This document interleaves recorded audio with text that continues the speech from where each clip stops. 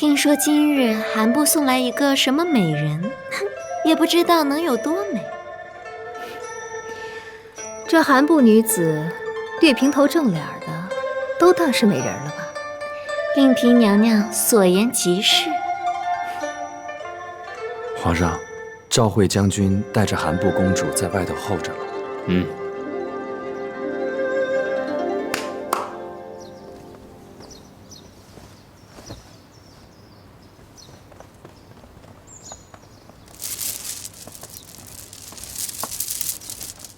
奴才给皇上、皇太后、皇后请安。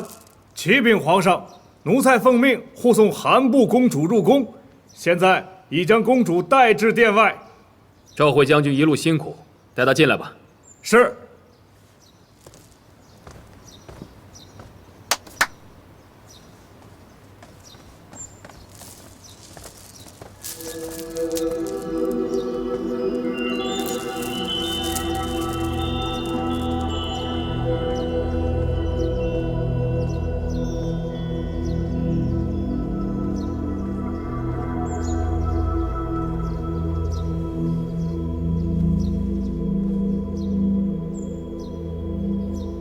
把面纱摘掉。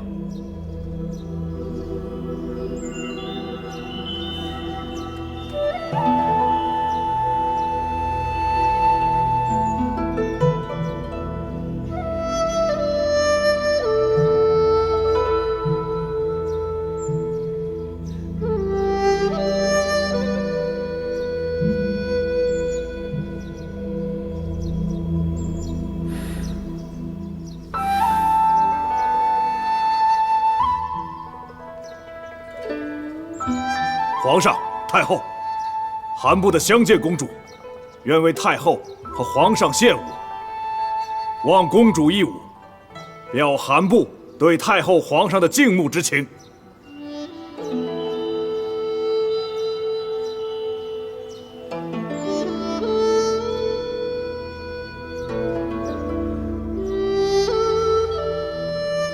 皇上，皇上，啊！皇娘可愿观她一舞啊？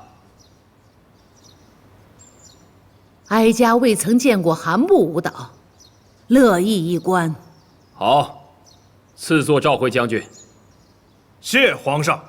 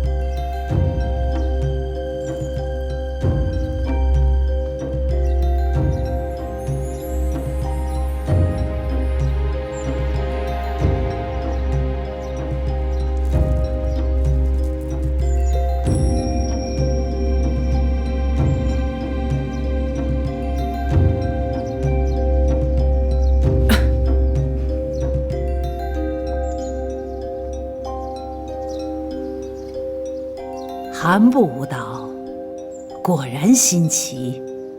这三春盛景，如何比得上这倾城一舞啊？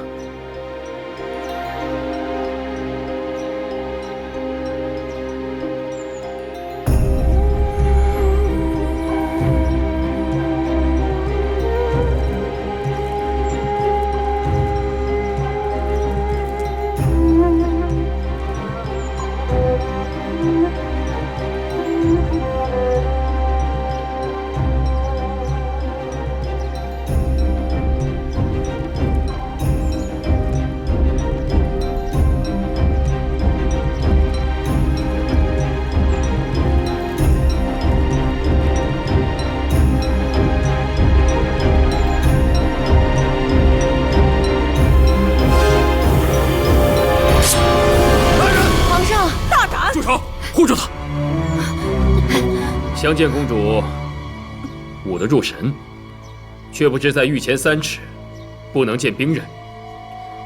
你刚远道而来，究竟有何事？要这般对自己啊？韩琦，对不起，我活着不能和你在一起，但我的灵魂会与你相聚。拦住他！护住他！韩氏，你真以为御前就能让你为所欲为吗？韩启是你何人？你为何要为他殉死？韩琦是我未婚的夫婿。未婚夫婿？回皇上，回太后，韩香见公主之前确实曾有婚约，但此婚约早已取消。所谓韩启也已身死，这韩香见公主她至今还是未嫁之身呢。虽然未嫁，可我永远是韩琦的未亡人。韩琦对我一片情真，若不是因我来这里，他又怎会一路追我而来？又怎会遇到雪崩，被冰雪没身而死？韩琦已死的确可惜，可是你也该明白，你父亲送你入宫是为表和睦之意。你如今为了韩琦企图殉死，岂不是辜负了你父亲的心意，变成不孝不智之人吗？韩香见，哀家知道你伤心，不过人已去了。你若再行什么不智之举，只会害了更多活着的人。皇娘所言极是。韩香见，朕知道你伤心。今日的事情，朕不会怪你。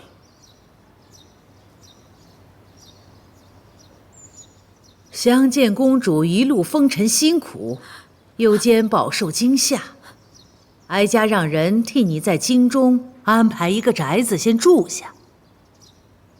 隔几日，皇帝会给你一个外命妇的名位，让你以尊荣之身回到你父亲身边。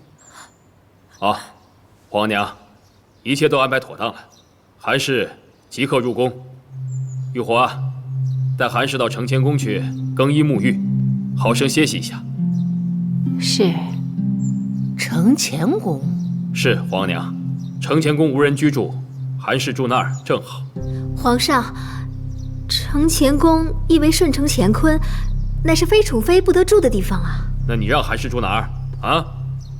要不要你来给朕出主意啊？臣妾不敢，臣妾只是想，或许有更合适的殿宇啊。自然了，这一切还是皇上说了算。皇上，承乾宫是6宫殿宇，外命妇不得擅居，还请皇上三思。皇后所言有理，皇帝，你对韩氏如何封告安抚都无妨，只要是……那儿子就奉皇娘的旨意，让韩氏入承乾宫，为承乾宫的主位。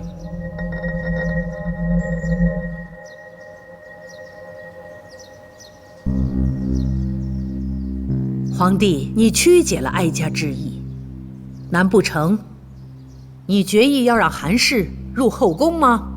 请皇娘成全。皇帝，皇上，韩氏刚刚御前殉死，眼下即刻入宫，只怕他心性未殉。皇后啊，朕自有分寸，皇后不必多言。吕月，即刻打理承乾宫，若打理不好的话，朕唯你是问。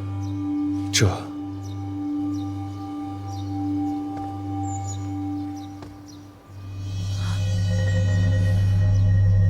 都散了吧，朕回养心殿了。恭送皇上。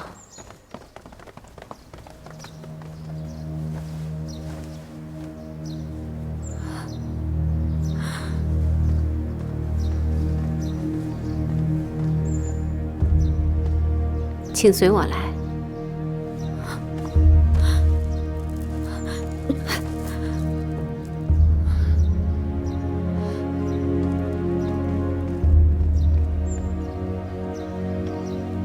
太后，奴才告退。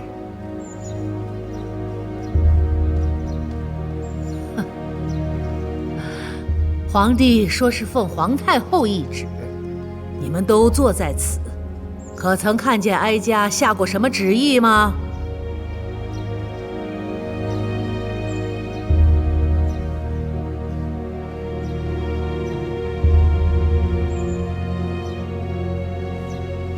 儿臣无能，请太后恕罪。皇后，你的确无能，但咱们皇帝心气太硬，谁也动摇不了。哀家原想给韩氏一个外命妇的名位，让她可以安然度日，也可安抚韩部那些其余人等，却没成想，皇帝陡然生了招纳后宫的心志。此女入宫，怕是后宫将无宁日啊！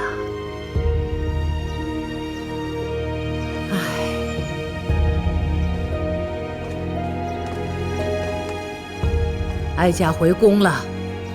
恭送皇额娘。恭送太后。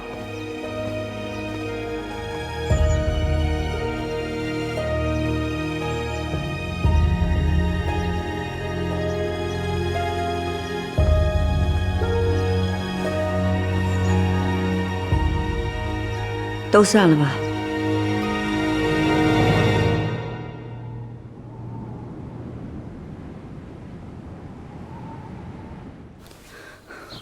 今日之事真是骇人听闻，若非亲眼所见，我真不敢相信。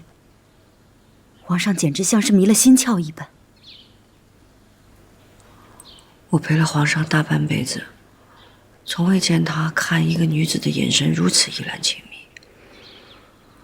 皇上一生胸怀大略，为何到了中年才这般撩发少年狂？或许是一时之幸呢。不过姐姐，韩氏既然已经入宫了，眼下由不得咱们了。在皇上那儿，姐姐还是谨慎为先，少说为妙吧。皇上如今这个样子，我说什么他还听得见吗？哀家从未见过皇帝这般神魂颠倒的样子，这才是初见。那韩氏往后在宫中，可怎生了得？心欲不行的，这韩氏都已经入了宫了。红颜祸水呀！唉。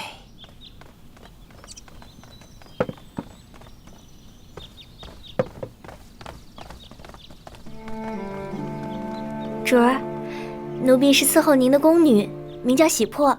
您有什么使唤的，尽管吩咐。这是承乾宫，虽然您的名位还没定，但皇上把这赏给您一个人居住。您瞧，这皇上有什么东西都往咱们这儿赏赐呢。那个钟可是西洋人进贡的，皇上喜欢得很。都拿出去。这是皇上赏赐的呀。你们也都出去。哀家叫你来，是想再问问你这个韩氏的事情。此女子一进宫便在御前殉死，瞧着也全无留在宫里的意思。皇帝这是一定要留下她吗？皇娘请息怒，儿子留韩相见在宫中，并非只是为了儿女私情，而是另有大用。什么大用？韩相见在边地各部颇得尊重，儿子留他在宫中当嫔妃，一则可是亲好仁慈，二则也可借联姻来密切咱们大清与边地各部的关系。所以即便韩相见有时不懂规矩，儿子也就宽容些。你真这么想？是啊，韩提不是只为了送一个女儿来做外命妇的。他既然有此美意，儿子自然笑纳。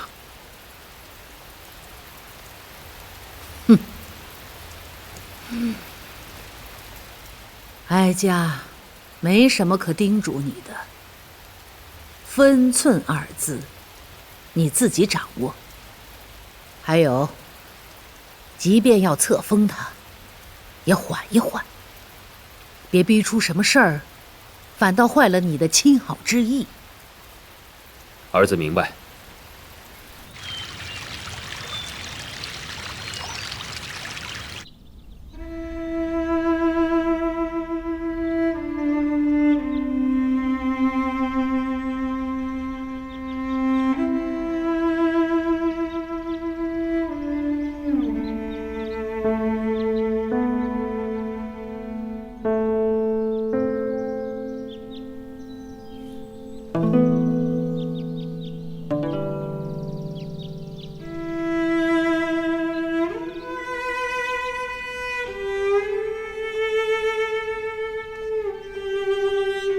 皇上，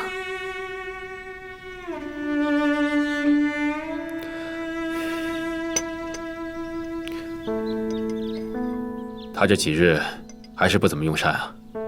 是啊，除了刚来的那日大哭了一场，接下来便是这样，老是望着远方，一待就是一天，送来的东西也不要，宫里的膳食也不大用。这般的不食人间烟火。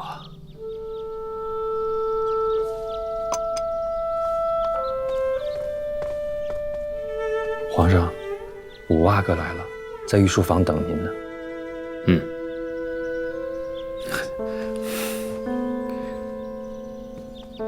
相见，那朕先回去了啊。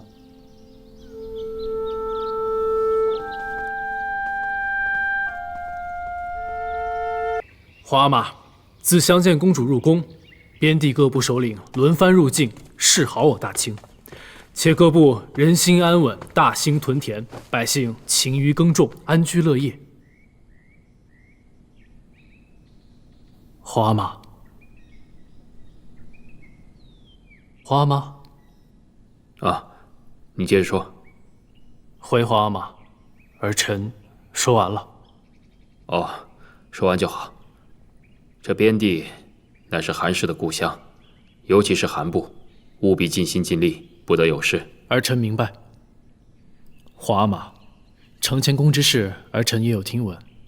儿臣想，你说。相见公主入宫本是其父要求，她为韩琦之死伤心怨恨，却又不得不在乎孝道。若是有韩体手信一封，告诉她安心留在宫中，念她也不敢违背。好，好，立刻派人去办。是。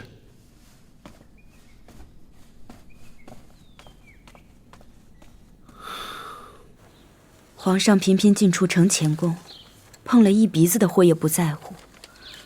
六宫嫔妃们暗地里对承乾宫抱怨的抱怨，诅咒的诅咒，但当着皇上的面，他们都一声不吭，乖觉顺势。太后都管不了，旁人还能如何？原想着皇上是一时兴起，可谁知过了这些时日了，皇上对韩氏还是如此癫狂。我真是搞不明白了。皇上手握天下，什么样的女人不巴巴自己送上门来？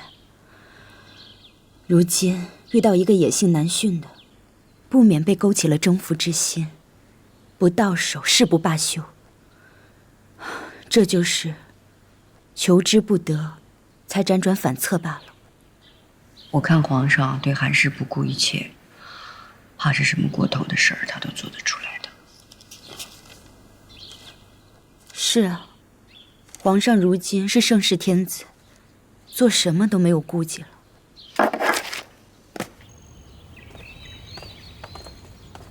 皇上又去承乾宫啊？怎么了？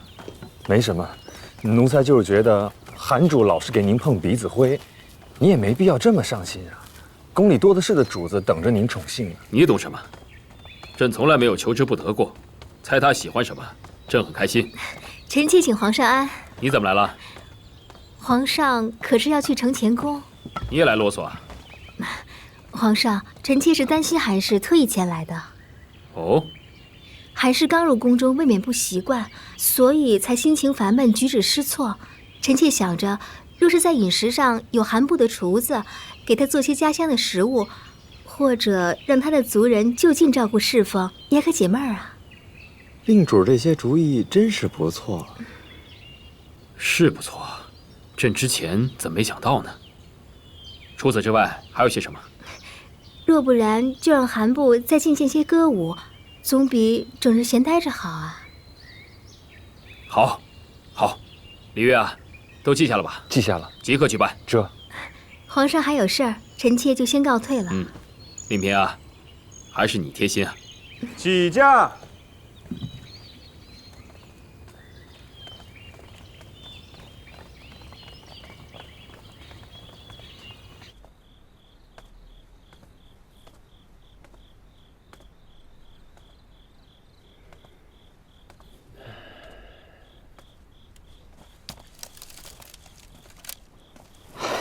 怎么，皇上又没翻牌子啊？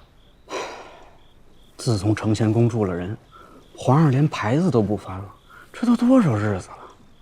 这净室房简直不用当差了。你都怨，后宫的主人们岂不是更怨？这叫什么事儿啊？这。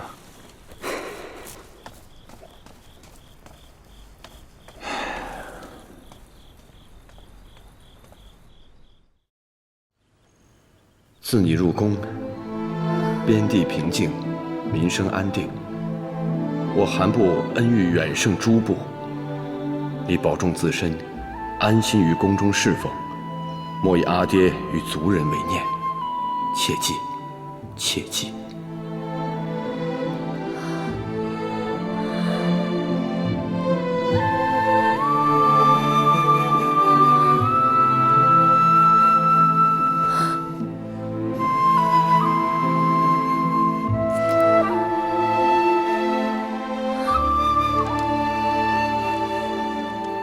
主儿，出去。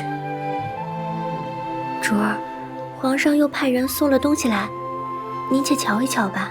我什么都不要，都拿出去。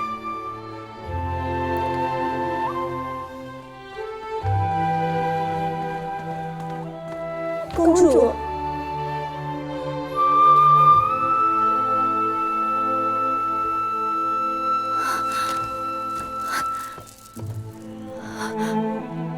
哈利、古丽，你们两个怎么会在这儿？大清皇上派人接我们进宫来伺候公主，说公主一人在这宫中孤单，生活不习惯。公主，我们终于见到您了。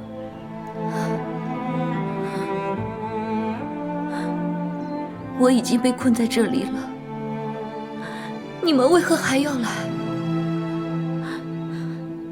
我们就要和公主在一起。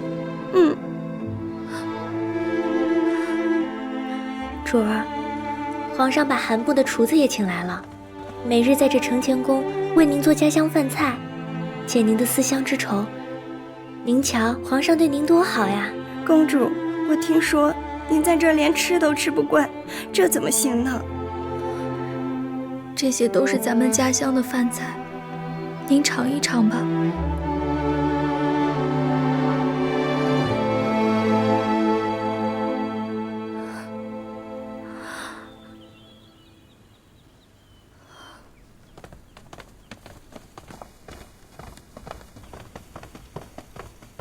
皇上，您命内务府为相见公主制的韩部服饰已经得了，请皇上过目。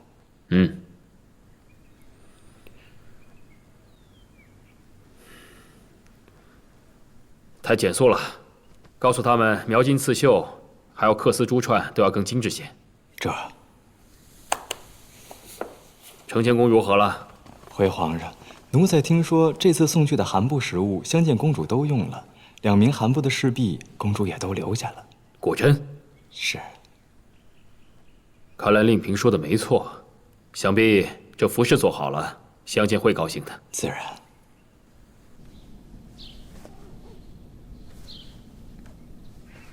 永琪啊，最近在宫中的事儿你也瞧见了，不该你的事儿别开口，免得惹祸端。儿子知道。你知道？你是真的知道还是假知道？额娘怎么听说，是你向皇阿玛提议，让韩提去写信给韩氏，让他安心留在宫中的。儿子只希望后宫安宁，皇阿玛可以专注朝政。你呀，这是犯众怒的事儿啊！儿子再不敢了。只是儿子真的不明白，皇阿玛是怎么了。你这皇阿玛，一遇到了韩氏，就像是遇着了一个魔障似的。知道是魔障，也无人劝得了。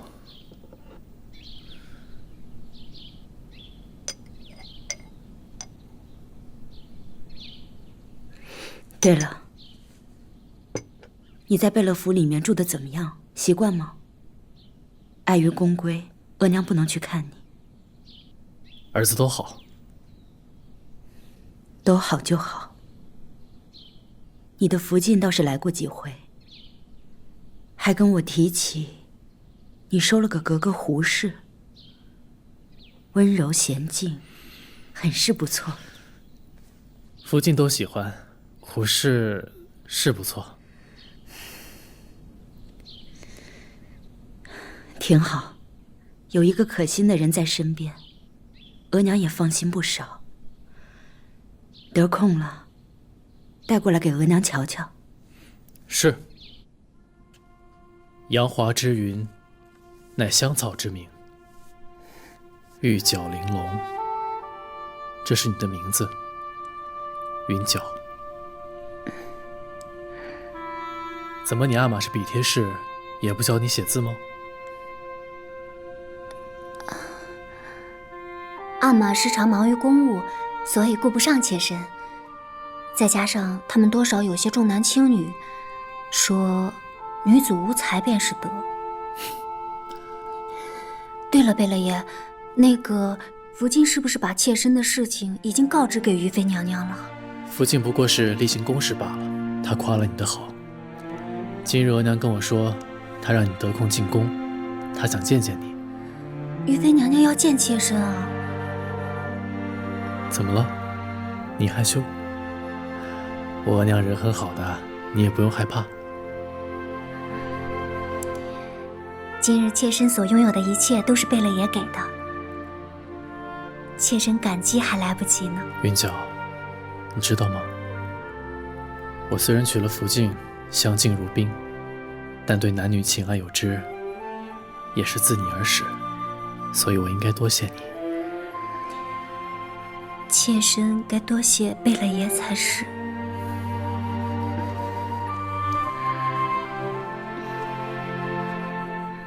这几日韩氏入宫，宫里乱了套。额娘也说，皇阿玛对韩氏是魔障了。但是我现在看着你，倒明白了皇阿玛许多。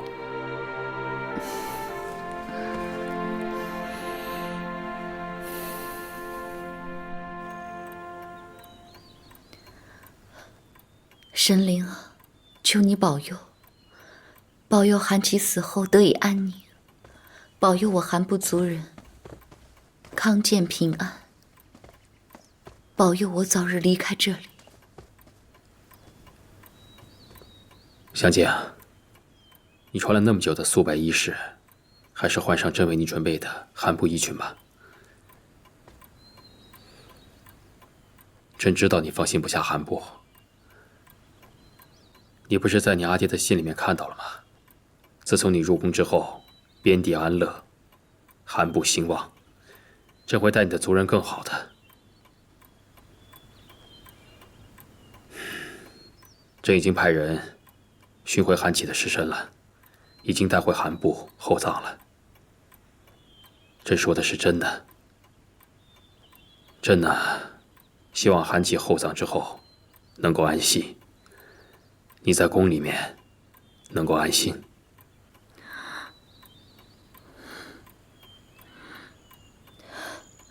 你可以走了。香姐，朕已经投你所好了，只愿你高兴。我只要在这一日，我就没法高兴。朕知道，朕知道这宫中规矩多，让你有束缚感。没关系，朕再为你造一间殿宇，让你居住，可好？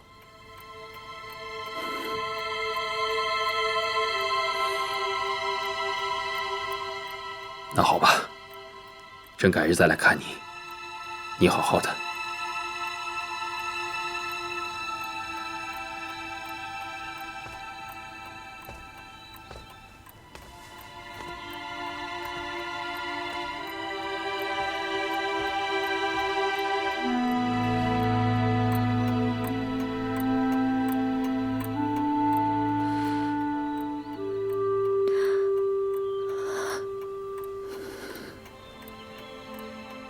恭喜皇上，贺喜皇上！什么可喜的？皇上，永寿宫来报，令嫔娘的玉玺已经有3个月了。哦，起驾！皇上，您不去永寿宫瞧瞧？拜驾慈宁宫。令嫔又不是头一回生养了，让她好好养着就行了。对了，李煜，韩部的歌舞安排好了没有？安排好了就即刻入宫，让韩氏解闷儿。这几日就安排好，请皇上放心。甚好。如今呀，皇上连皇嗣都不放在心上了。也是，本宫的孩子啊，都送去寿康宫太妃那儿，皇上哪里当回事儿？您呀，也别气馁，能生孩子就能得宠。等到哪日皇后失宠了，您的地位稳固了，孩子要想回到身边，还不轻而易举吗？这些年要不是你劝本宫，当日在慎刑司，本宫就熬不住了。这不都过去了吗？您呐，得宽心。看皇上如今这个样子，日日不翻牌子，旁人怕是想玉玺都不能呢。这有什么用啊？这皇上最宠爱的已经是韩氏了。皇上管皇上的，您管您的，奴才就不信。那个韩氏能得宠一辈子，再这么耗下去，迟早有太后和皇亲们看不下去的那一天，出手料理了的。您呐，只管安安心心的，让腹中的龙胎落地吧，啊！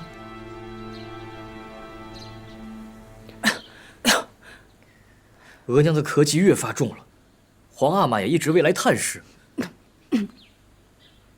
皇上一直在忙前朝的事儿呢。婉娘娘打量我不知道是吗？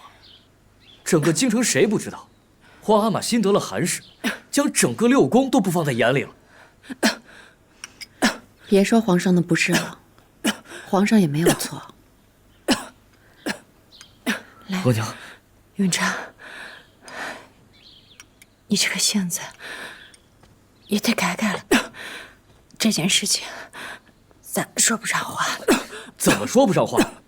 宫里的娘娘们大多出身世家，皇阿玛迷恋韩氏，冷落6宫，京城的王公贵族们有多少闲话？皇阿玛的圣誉，哪经得起旁人这样的闲言碎语啊？轮不上，轮不上你说话。儿子在皇子中最年长，不能不尽孝道，劝一劝皇阿玛。你住嘴！儿子也是心疼额娘啊！别再说了，姐姐都咳成这样了，你还不快出去？永正他不懂事儿，你别生气了。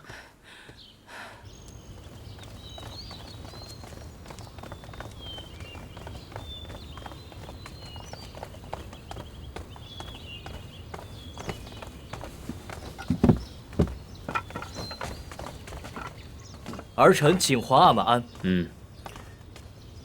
来给你皇祖母请安啊。儿臣去钟粹宫见了额娘，再来慈宁宫请安。你额娘还好吗？不大好。她怎么了？额娘身患咳疾数月，一直未曾见好。皇阿玛难道不知道吗？啊，这近来啊，前朝的事繁忙。等会儿，朕让太医仔细去瞧瞧你额娘。谢皇阿玛。儿臣明日进宫，再来向皇阿玛请安。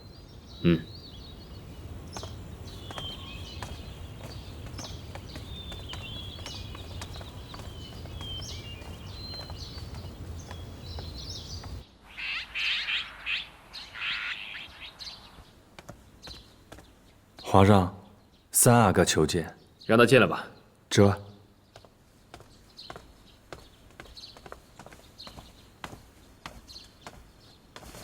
儿臣请皇阿玛安。起来吧。永璋啊，你的侧福晋给你生了个女儿，有空就带进宫里来，给你额娘瞧瞧，让她高兴高兴。是。你在宫外居住着，应该比宫里面其他的阿哥知道民间疾苦。永琪出宫居住后，也常和朕说起外间风物，你可知道些什么？京城乃天子脚下，物阜民丰，一向安定得很。倒是近日来，宫外头有些流言，事关宫中。什么流言？皇阿玛，自从韩氏入宫，京城内外流言纷纷，都说韩氏是妖姬，克夫不说，还魅惑皇上，动摇我大清江山。这等愚民昏话你也听了？皇阿玛，可是民间百姓言之凿凿，更何况王公贵族们同样流言蜚语。他们说，自从韩氏入宫，皇阿玛就为了他冷落后宫，无心朝政，盛世清明就要毁在他的手上。是谁教你这些昏话，来藐视君父，余生后宫？皇上息怒，儿臣不敢。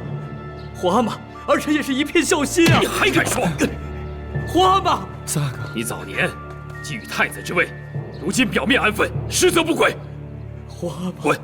儿臣身为皇阿玛的儿子，皇上息怒，不忍见皇阿玛进流言污损声誉啊！皇阿玛，再也没有这个不忠不孝的儿子。儿臣一片孝心啊！皇阿玛，哎呀，三阿哥你别说了，儿臣身为皇子，不提才是不忠不孝啊！哎呀，三阿哥，皇阿玛，哎呀，别说了，你真的有如此绝情吗？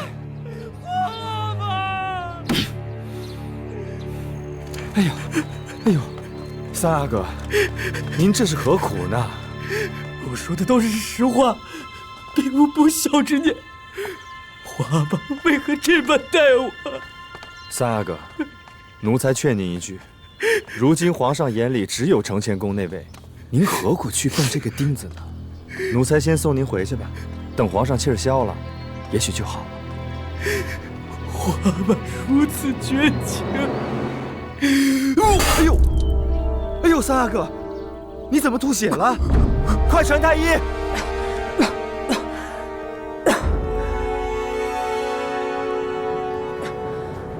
主，不好了，不好了！出什么事儿了？养心殿传来的消息说，三阿哥被皇上申斥，受气羞恼，呕了一大口血，人就昏过去了。现在呢？太医已经紧赶着去看了，说三阿哥不易挪动，就住进了协芳殿的旧居。您快去看看吧。贝娇，哎，贝娇，永璋，臣妾给太后请安。不要这么吵吵嚷嚷的，碍着太医诊脉。是。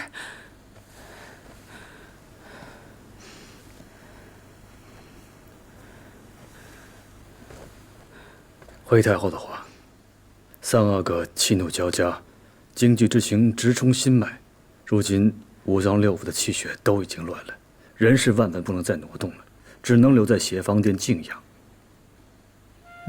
哀家明白了，你赶紧去抓药，看顾好三阿哥。微臣明白，微臣这就去。多谢太后看顾，臣妾替永璋谢过太后。永璋是哀家皇孙，哀家不能坐视不理，更何况此事除了哀家也无人敢过问。纯贵妃，哀家听说你受疾缠身，伤及到肺腑，你不必在这里熬着了啊！哀家已经都吩咐了，让永璋的福晋们进宫来陪侍。太后，永璋是臣妾的儿子，臣妾恳请太后允许臣妾在这里守着永璋。娘，娘，皇阿玛不要我，永璋，皇阿玛不要我了。不要怕，额娘在，别怕，皇上不会的，皇上不会不要你。永璋，元孽，额娘对不住你。元孽啊！纯贵妃，你就在这里守着她吧。谢太后，永璋，永璋。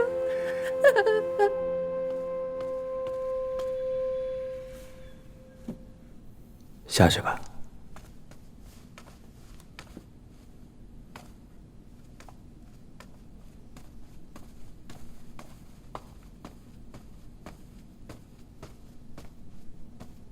皇上，喝口茶吧。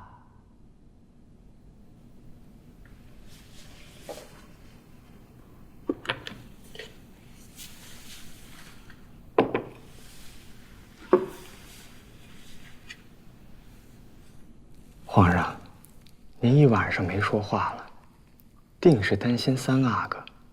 奴才方才去打听了，纯贵妃和太医都守着三阿哥呢。这个逆子，立他做甚？皇上，三阿哥虽然糊涂，但自从在孝贤皇后灵前失礼被申斥之后，也无大错。这回真不知是怎么了，这般忤逆皇上。朕也在想，是谁会在背后教唆？那总不能吧？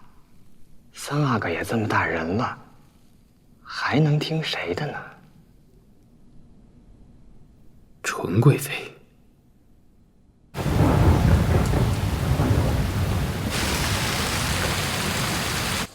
永璋性子憨直，心无城府。他对着皇上说相见的事儿，皇上怎么听得进去呢？皇上正在兴头上，怎么能容得下自己的儿子说自己的宠妃呢？纯贵妃急得几夜都没合眼，只守着三阿哥。太医说三阿哥京剧交加，直冲心脉，怕是……海兰，你不要胡说，永璋才多大？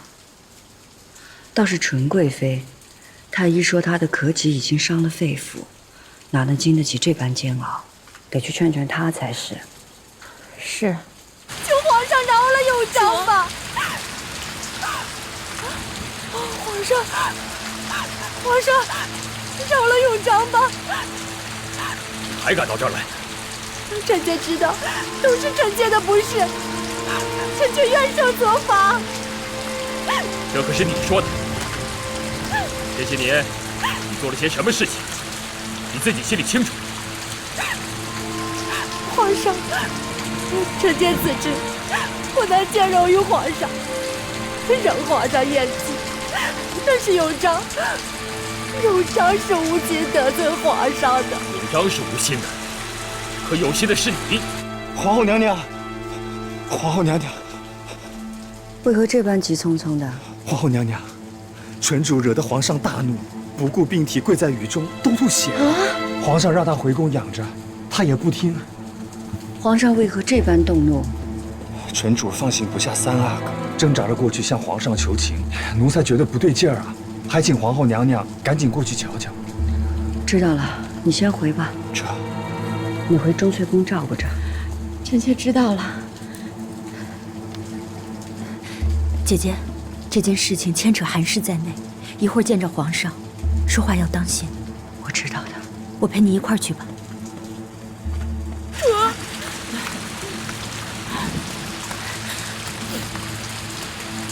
绿云，绿云，绿云，有什么话回宫再说。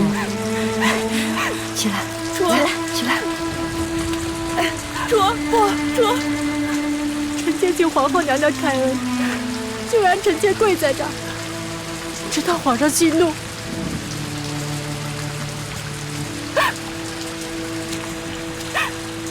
皇上，是臣妾不对，所有的责罚都让臣妾一个人受着吧。皇上，是臣妾教子无方。您对纯贵妃的疑心没有断过。皇上，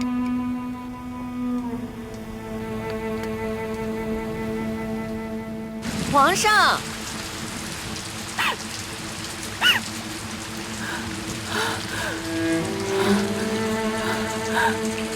皇上，皇后，此事与你无关，你先回去吧。纯贵妃病中冲撞了您，您就饶恕她吧。朕从未要她在养心殿前现眼，是她执意要如此，这有什么办法？皇上，永璋，永璋当时关心臣妾心切，才乱了方寸，冒犯了皇上，是臣妾的错。这当然是你的错，你教子无方，你不能学着当年孝贤皇后教导皇子，你也去学人家于妃，人家于妃安安分分当一个好额娘，不像你，心术不正，惹是生非。皇上，臣妾并无此心啊！皇上，你无此心，这是什么？当年素练之死，你和舒家皇贵妃两个人做了多少事情？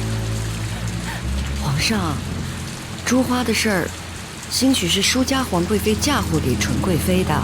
这珠花是可以再增，但争夺后位是他自己吧？不知道贝之真做了多少恶事。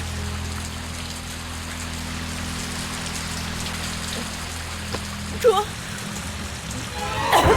贵妃姐姐，请皇上允准于妃带纯贵妃回去医治，臣妾有事回禀。罢了，带他们回去。快带绿云回去。纯贵妃重疾在身，今日所为也不过是爱子心切，皇上何必如此严厉？奸夫久在宫闱，竟如此不识大体，引起纷扰。若非他挑唆，永璋怎敢轻言宫闱之事，对相见不敬？永璋确实在言语上冒犯了你，可他也是一片孝心。皇上为了这个韩氏，竟然伤了父子之情，也伤了纯贵妃的心。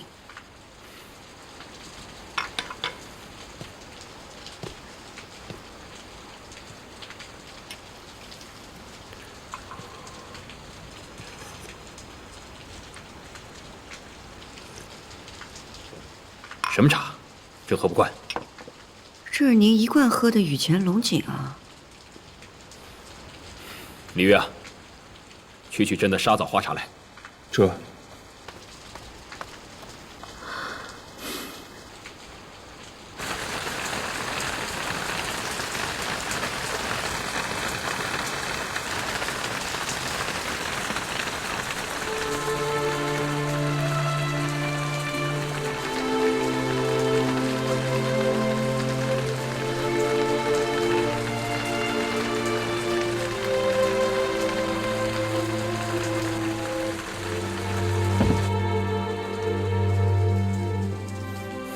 皇上还在看《洛神赋图》。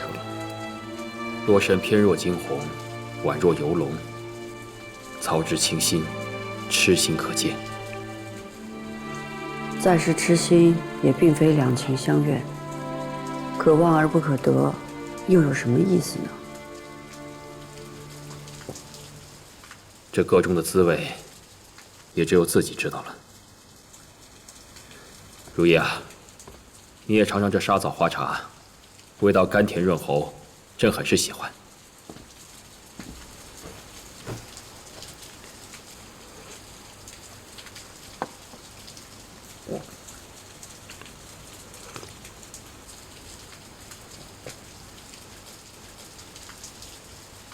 如何？沙枣花出自韩部，是韩氏的最爱，皇上是爱屋及乌。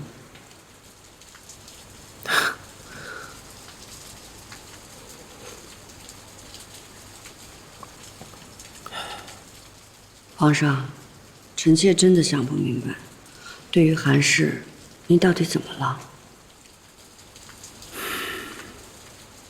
如意啊，朕宠爱韩氏，你一定觉得朕冲昏了头吧？可是朕没有办法，你告诉朕，朕到底怎么了？臣妾问皇上，皇上倒问臣妾。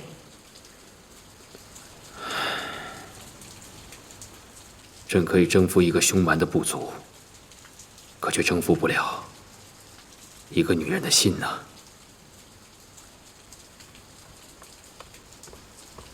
皇后娘娘，颖妃在殿外求见。皇上，臣妾出去见见颖妃。嗯。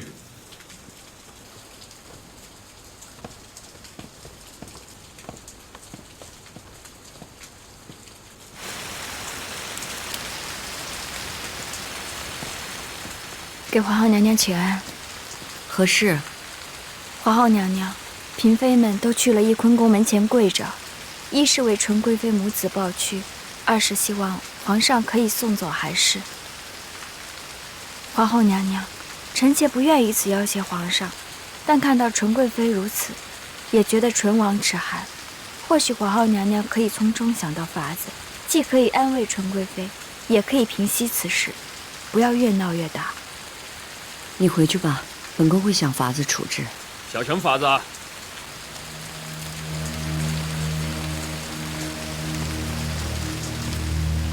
身为朕的嫔妃还敢放肆！他们喜欢跪就由着他们跪，看他们能跪多久。皇上，既然您出来了，臣妾就大胆直言，嫔妃们都跪在皇后娘娘宫门口，确实行为适当，但那都只是因为要替纯贵妃母子抱不平，更是因皇上对韩氏的痴恋魔障而起。颖妃，你也这般的大胆？臣妾不得不说出心里话，反正隐瞒皇上是错，直言犯上也是错，那就请皇上任意责罚便是。皇上，您如此为情乱治，会伤了蒙古49部的心，会让咱们怀疑一直仰赖的天子是不是一位英明的君主。放肆！臣妾不是放肆，是伤心。臣妾替纯贵妃和三阿哥伤心，替自己和满宫的嫔妃们伤心，替皇后娘娘伤心，也替皇上您伤心。你少在这里说糊涂话，回自己宫里待着去。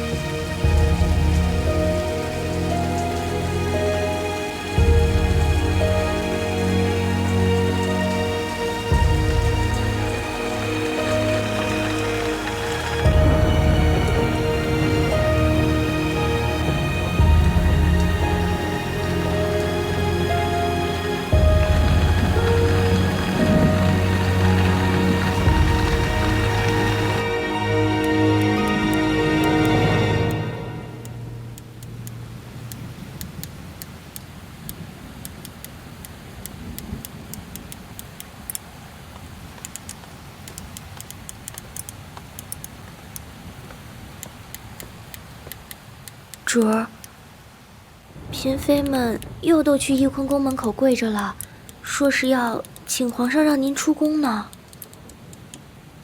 这还不好吗？我本就不愿意待在这儿。他们若可以把我跪出宫去，我才高兴。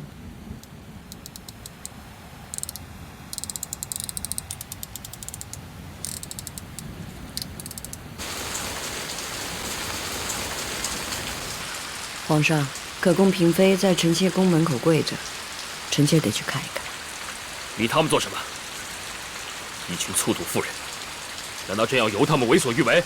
朕喜欢一个人要他们允准吗？要跪让他们跪，就算他们跪着，朕也不会送韩氏出宫。皇上既然要留下韩氏，不妨多为他着想，免得六宫深怨。即使韩氏有您的宠爱，他日后如何在宫中和嫔妃们相处度日呢？刚才颖妃说的话是有些急躁，但确实理真情切。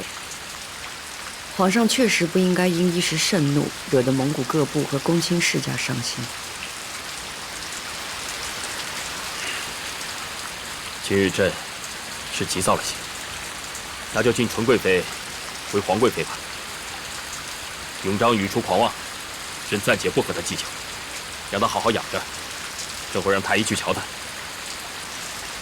至于庆贵人，这回若是他懂事又懂得分寸，朕就复他清嫔之位。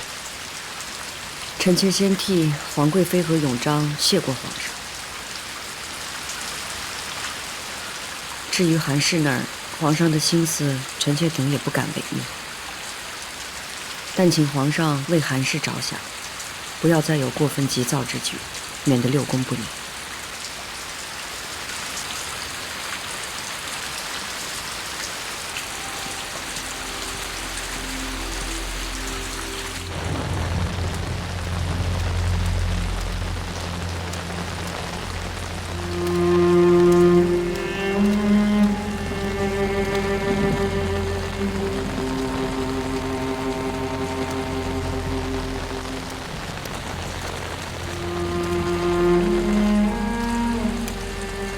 皇后娘娘晚安。都起来吧。皇后娘娘，臣妾等跪在此处，但求皇上明白心意，送韩氏出宫，以安慰纯贵妃母子。你们的心思，皇上和本宫都明白了。皇上下旨，封纯贵妃为皇贵妃。皇后娘娘，皇贵妃母子此番受了这等委屈，纵使皇贵妃进了位分，韩氏这个祸根不除，皇贵妃又如何能真得以慰藉？后宫又如何能真得以安宁？咱们姐妹也没办法安心。你们跪在这儿，到底是为了皇贵妃母子，还是为了借此事安自己的心啊？皇后娘娘，是以为臣妾们心意不成吗？你们若诚心，早已跪到养心殿门前了。你们也是怕惹怒了皇上，担不起天子之怒，担不起祸延母族罢了。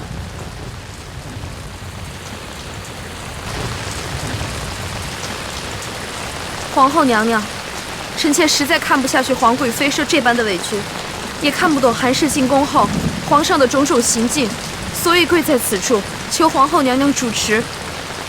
你说的本宫明白，本宫也已劝过皇上，为了六宫祥和，不要再过分宠爱韩氏。但是，若想让皇上送韩氏出宫，那是不能。你们再这样闹腾下去，若真逼得皇上送了韩氏出宫，只怕日后皇上也会怨你。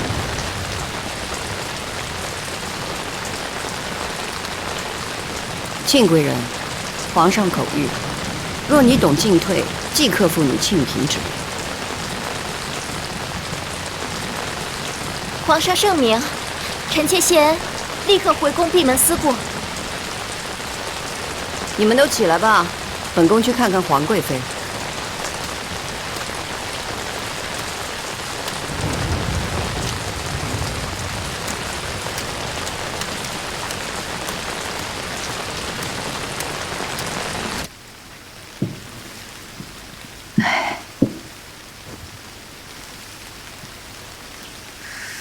李渊，皇上已经不计较永璋的事儿了，也答应晋封你为皇贵妃。册封的日子就在4月18号，皇贵妃的冠服内务府也在给你准备了。皇贵妃，皇上大概也知道臣妾要死了吧？惠贤皇贵妃薨前，皇上也封了她皇贵妃。海兰，婉音，我有话想同皇后娘娘讲，你们出去一下。是。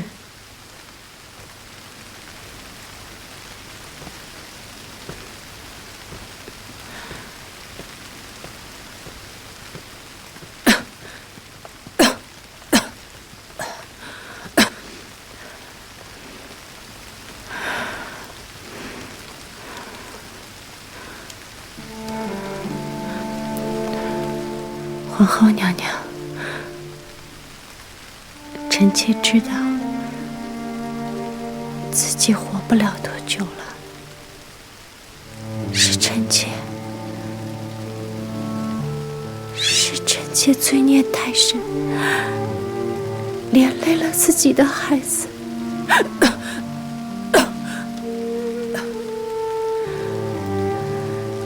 当年臣妾不该心生妄念，想要永璋去承太子之位，害得永璋被皇上厌弃。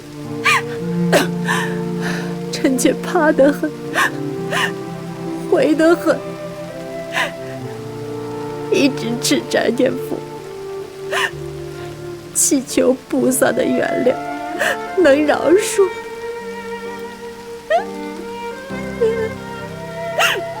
宝仪，宝仪，宝仪还是来了。好了，先养好身子，先养好身子，先养好身子，想想你的儿女，宽心以待日后。也好，若以臣妾一死，赎了所有的罪孽，换回皇上对永璋的原谅，臣妾心甘情愿。说出来就好了，说出来就好了。好好养身子，别的以后再说啊。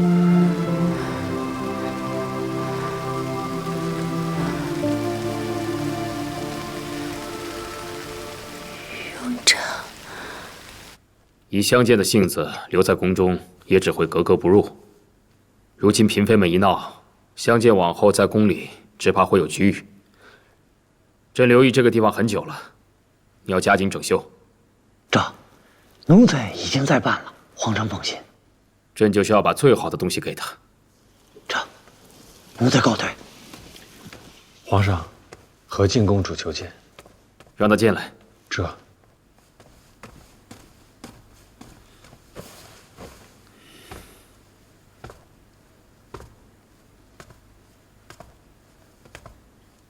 儿臣给皇阿玛请安。你来了。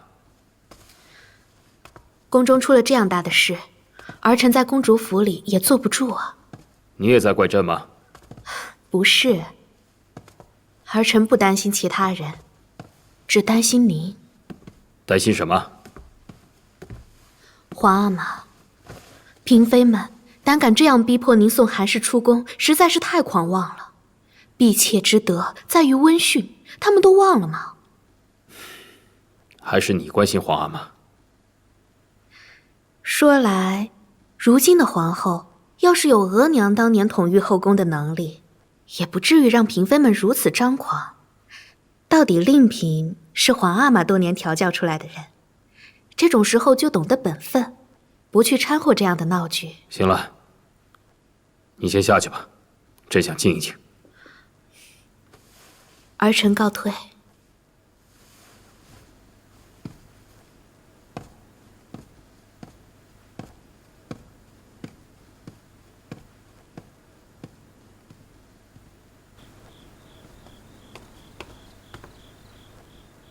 皇上，您好些个日子没翻牌子了。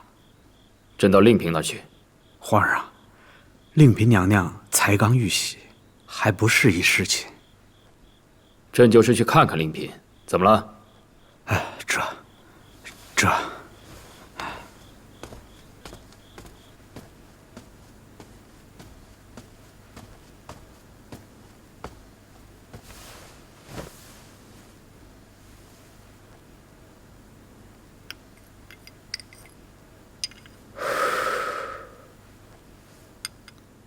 楚，药已经好了，你起来喝一点吧。本宫不喝。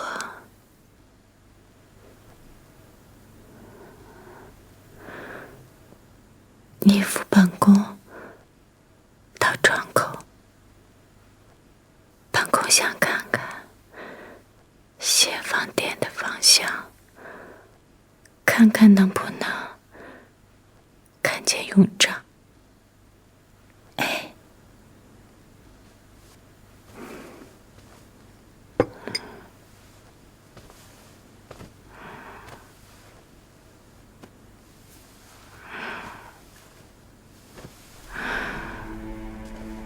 慢点，主。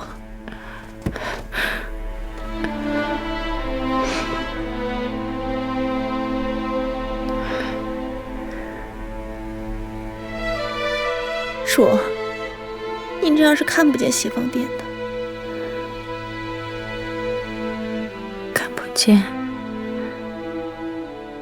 也得看。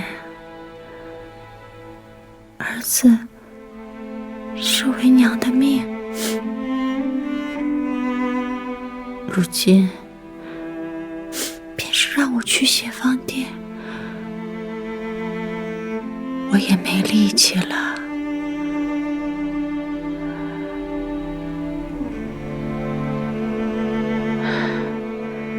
永章，阿娘不能再护着你了。主，主，你怎么了？主，你别吓我呀！主，来人呐！来人呐！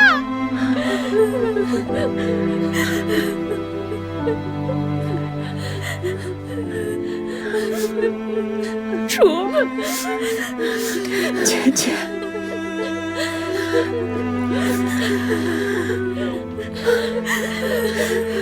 你为什么就逃不过这一劫？你走了以后，这个宫里连个能跟我说话的人都没了。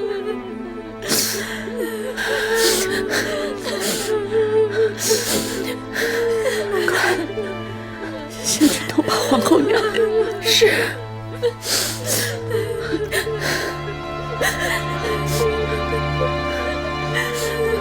皇后娘娘，我们出宫了。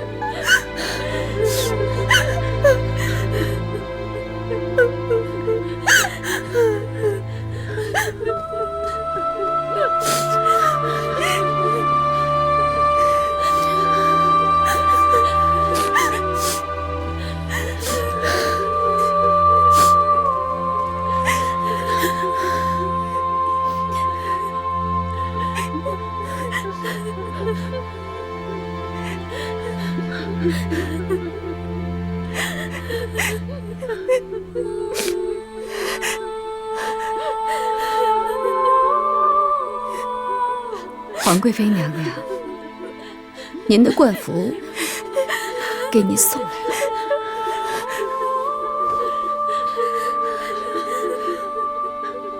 一会儿给绿云换上吧。是。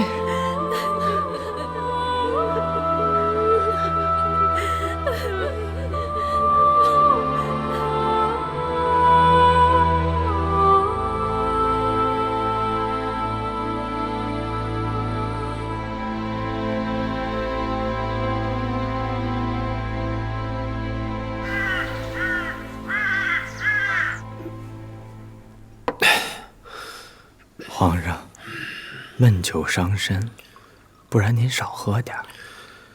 纯贵妃薨逝不到3个月，永璋也跟着薨了。哪怕是朕追封永璋为巡郡王，也是于事无补啊。宫中连出丧事，奴才知道皇上伤心。皇上不是连今年的木兰秋显都停了吗？朕就想不明白了。朕也让李煜去查韩琦的底细，不过就是区区一个普通的韩部男子，相见为何就对他念念不忘呢？依奴才看呀，这个韩琦无非是与韩主同族，仗着认识的早。您恕奴才直言，韩主也没见过什么奇伟男子，才让韩琦占了先机罢了。哼！皇上，您让内务府给韩主新制的宫装已经得了，您要过目吗？这宫装真好看，皇上，奴才想啊，韩主穿上一定风姿独到。皇上，您这是？李煜啊，带上这宫装到承乾宫去。这。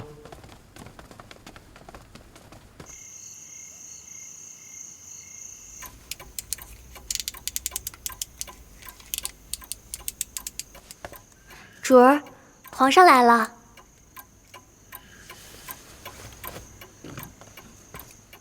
你们都下去吧。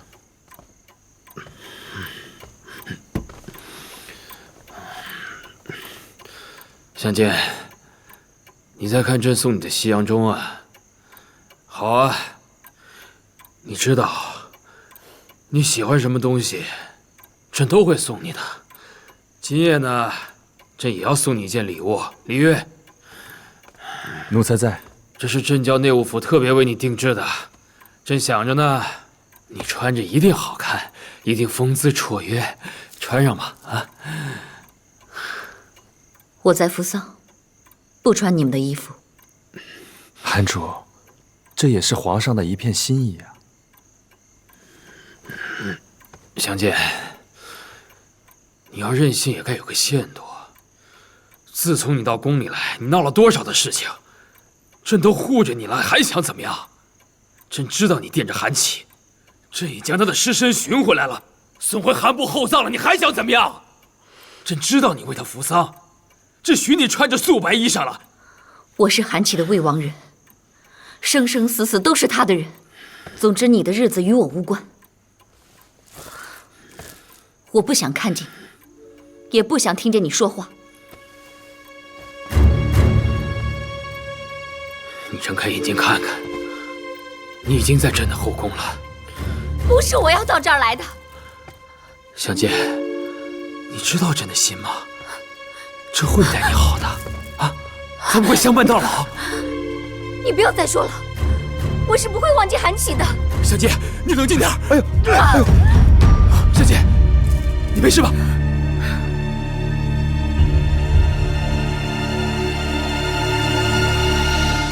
皇上，奴才确实是把承乾宫内所有有可能伤人的利器全部收拾干净了。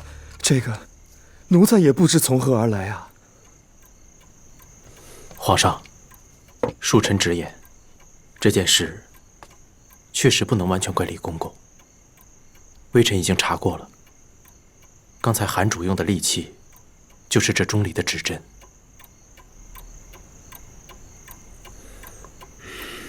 罢了，起来吧。谢皇上。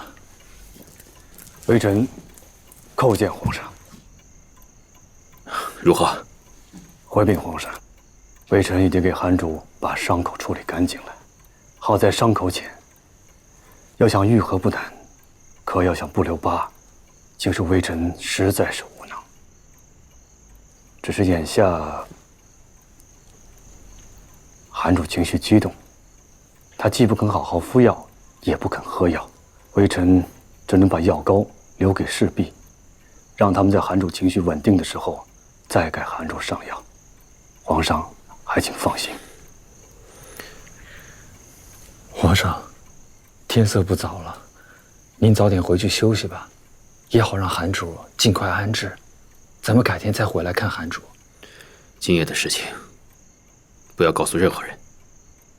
若有人问起，就说相见不慎，划伤了脸。是。走吧。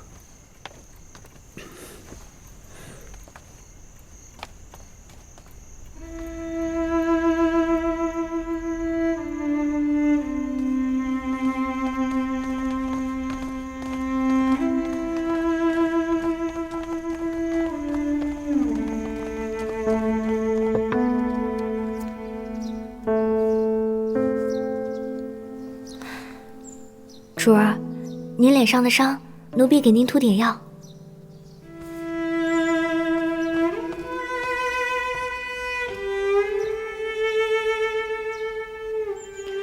珠儿，膳食来了，出去。是。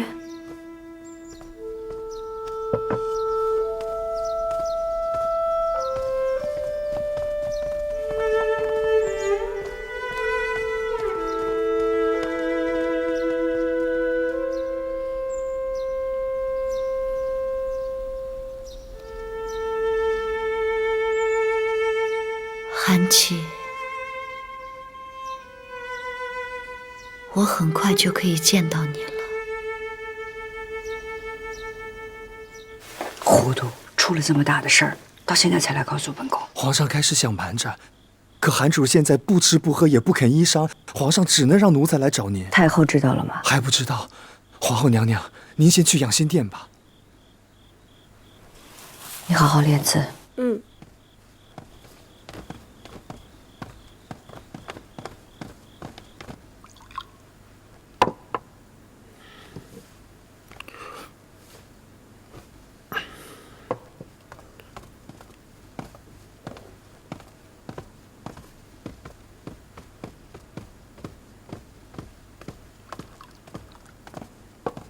皇上，皇后娘娘来了。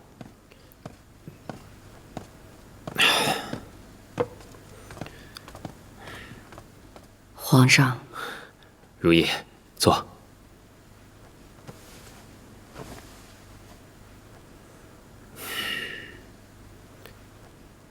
李煜都告诉你了。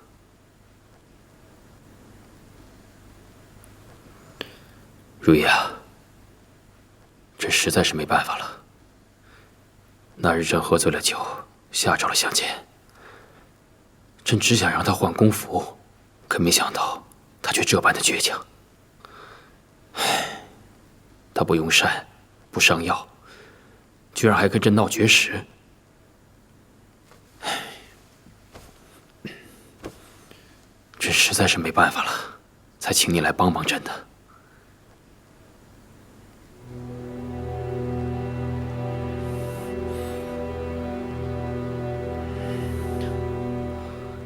如意啊，你是不是对朕很失望啊？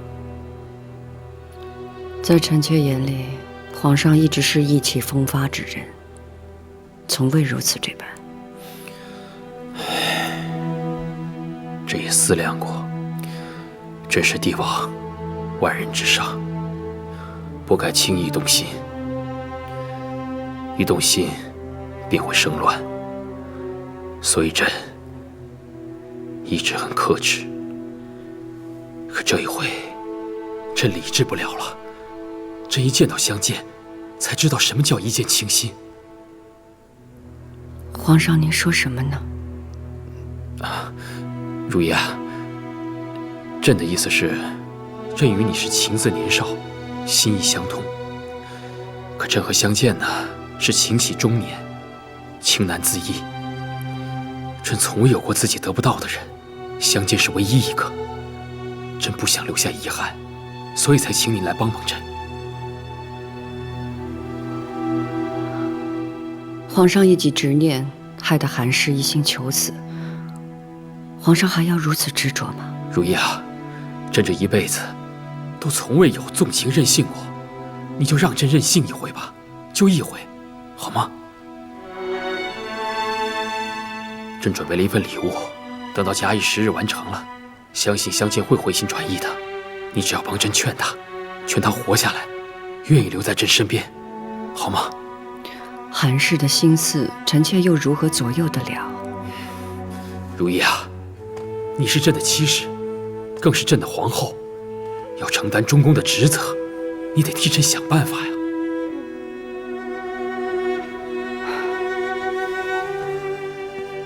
皇上，皇上所托，臣妾身为中宫，不敢不允。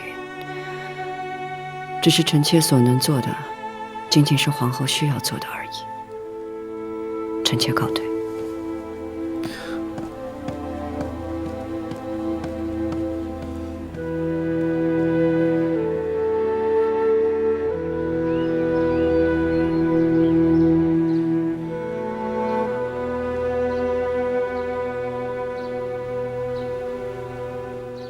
额娘，我写的字怎么样啊？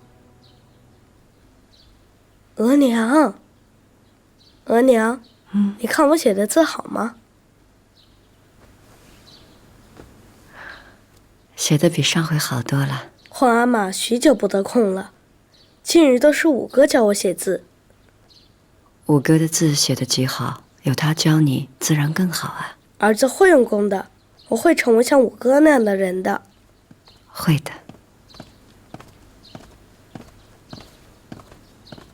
姐姐，姐姐有事找我。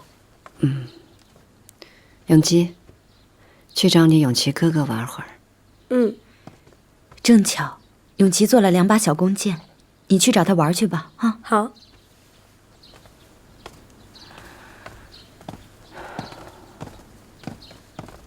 去南阁吧。嗯。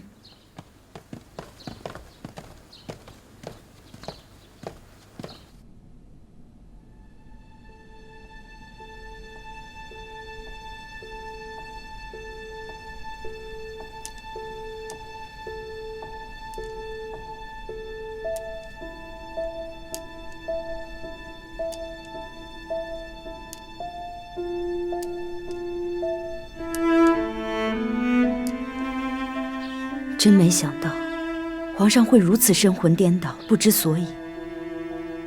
竟然用皇后之责去逼迫姐姐，却还是活下来。皇上对韩氏深情热烈，让我陪着皇上这么多年也未曾见过。我一直以为皇上甚能克制感情，以国事为重，却没想到会如此。看着皇上对他的样子，我就在想，那我和皇上的曾经算什么？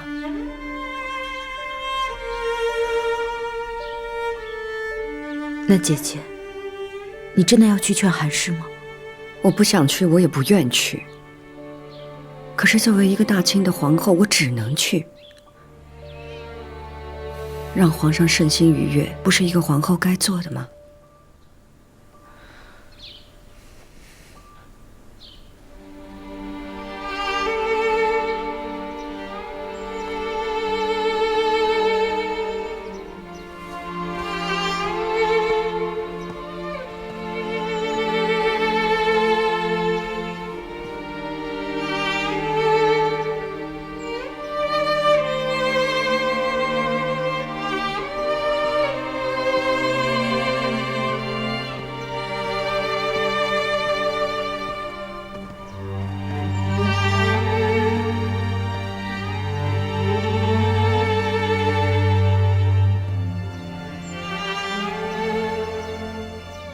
本宫听闻人之将死的时候，会见到他最想见的人。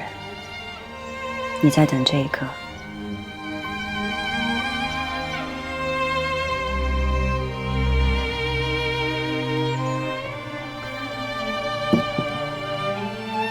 本宫对韩琦也很好奇，他究竟是一个什么样的人，会让你如此念念不忘？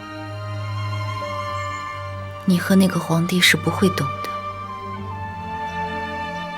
那是少年时的相知相许，相伴相惜。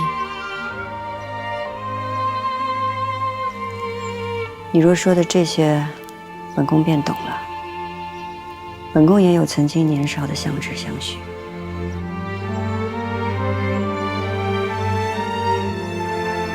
真的吗？真的。只是本宫如今担心，你若是死了，这个世上就再没有人记得韩琦的好了。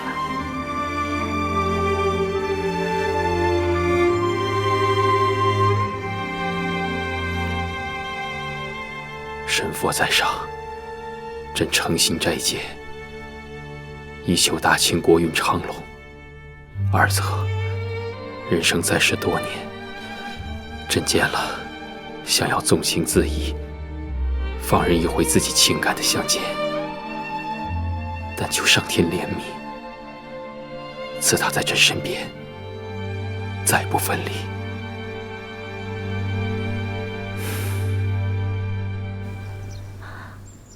我喜欢韩琦的时候，16岁，他18岁。他的眼睛特别的明亮，比天上的星星还要亮。他带着我骑马、放牧，带我去看最美丽的沙枣花。他吹着口弦，伴我起舞。那是我们最快乐的时光。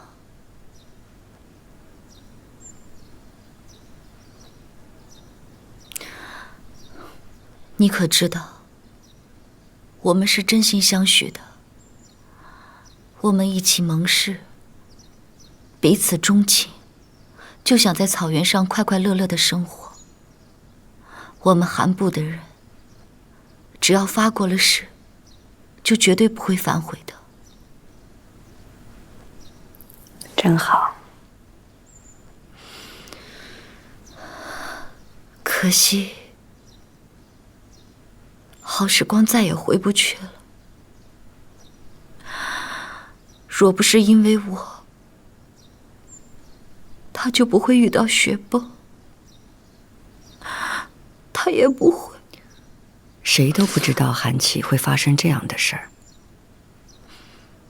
韩琦是你的未婚夫，你为他伤心难过、追思悼念，都是应当的情分。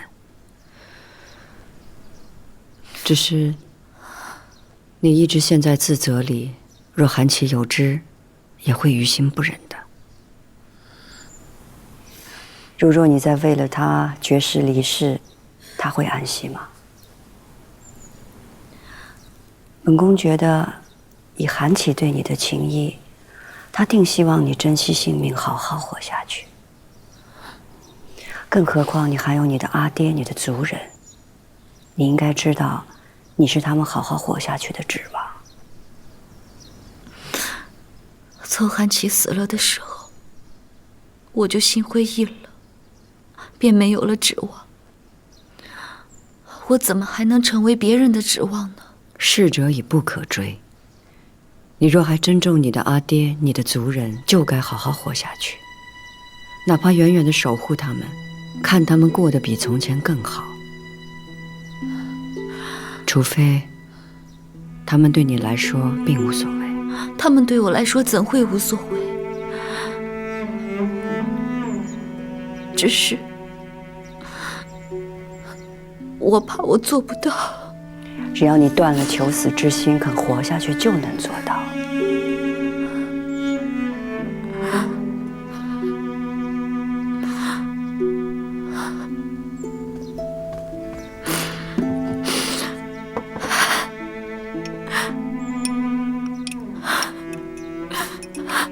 来，喝一口参汤，这样才有精神。为了你阿爹、你的族人，还有韩琦，喝一口。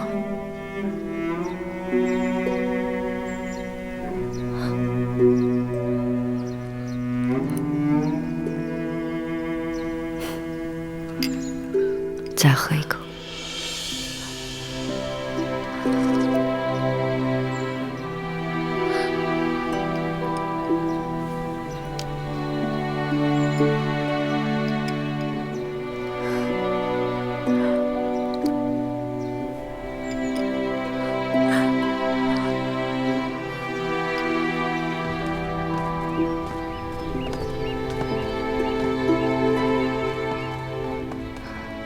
娘娘，出了承乾宫，您就魂不守舍。您在想什么？听相见说对韩琦的感情，本宫知道，终于有一个人在这个宫里有过和本宫一样的心意。您说什么？他俩的年少情深，像极了当初皇上和本宫。娘娘是看见韩主太感触了。相见对失去韩琦的心痛欲绝，让本宫恍惚。